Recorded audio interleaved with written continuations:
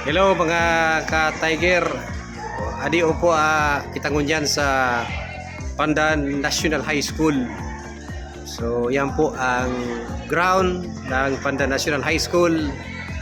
And now busy po ang satuya na duwang utility sa pagpinta kan roofing kat satuyang stage tanganing ayos and presentably pagabot kan closing rights, recognition, completion and graduation sa maabot na Mayo 29, 2024. So piganda ta po an sa tuya na stage So ikuha na kitang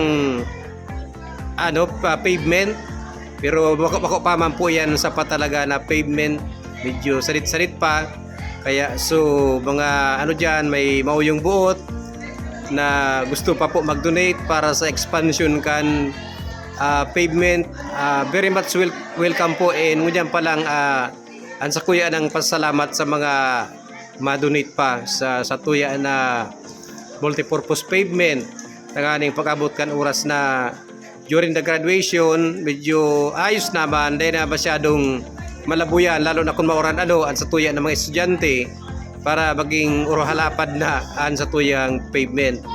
So yan po ang satuya na sitwasyon digdi sa Pandan National High School. So sige lang po ang satuya na pagpagayon kan paghanda kan satuyang eskwelahan